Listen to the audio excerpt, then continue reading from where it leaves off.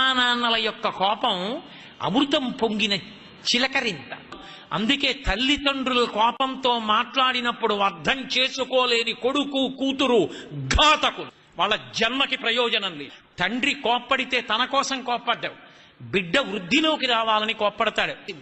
అందుకే ఈ లోకంలో కోప్పడినా కూడా ప్రసాదంగా తీసుకోవలసింది ఎవరి విషయంలో అంటే ఒక్క అమ్మా నాన్న విషయంలోనే. ఎందుకని?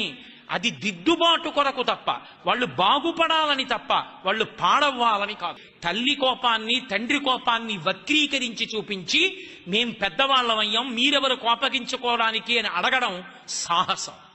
ఎంత వయసు వచ్చినా తండ్రి తండ్రే, తల్లి తల్లి. వాళ్ళ మాటలలో తప్పు పట్టడానికి, ఆ మాట మాట్లాడడానికి, వాళ్ళకున్నటువంటి అధికారాన్ని ప్రశ్నించడానికి బిడ్డలకి అసలు అర్హత, అధికారము, హక్కు లేనే లేవు.